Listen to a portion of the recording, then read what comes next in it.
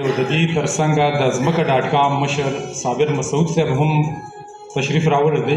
هغه دواړو مشرانو ته موږ په ډېره درنه پښتانه مینه باندې هرکلی وایو. بله یوه خبره چې تاسو سره شیر کول غواړم، دا زما ذاتي هغه خپل ذاتي جذبات دي.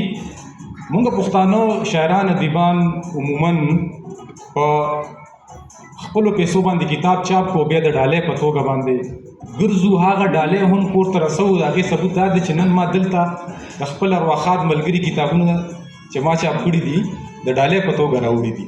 دا ډېره د افسوس خبره ده زموږ لپاره. روښان یوسفزی یوازې یو شاعر نه دی، یوازې یو ادیب نه دی. د هغه اړخونه که زه راسپړم ستاسو ډېر وخت به زه واخلم. زه کوشش کوم چې خبره مختصره وکړم، خپل مقصد تاسو ته وړاندې کړم.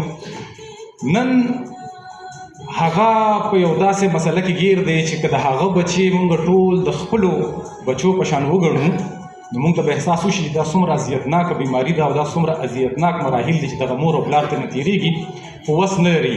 موږ له الله تعالی یوه موقع په لاس راکړې ده چې د روښان یوسفزي صاحب کتاب چاپ شوی دی د رڼا کور، چې د هغې مخکتنه به اوس لږ ساعت پس انشاءالله کېږي. نو زه خواست دا کوم چې دا د رڼا کور کتاب بهر پروت دی او د وحید الرحمن ضیا صاحب یو شعر دی چې په هر یو توري کې رڼا پرته ده. کومه صفحه د کتاب واړوم نو دا هغه کتاب دی چې د دې په هر یو توري کې رڼا پرته ده. پکار دا ده چې د دې خپل قیمت دوی چې کوم لګولې 1500 دی، مونږ چې څومره زمونږ وس وي په ډېرو پیسو باندې واخلو.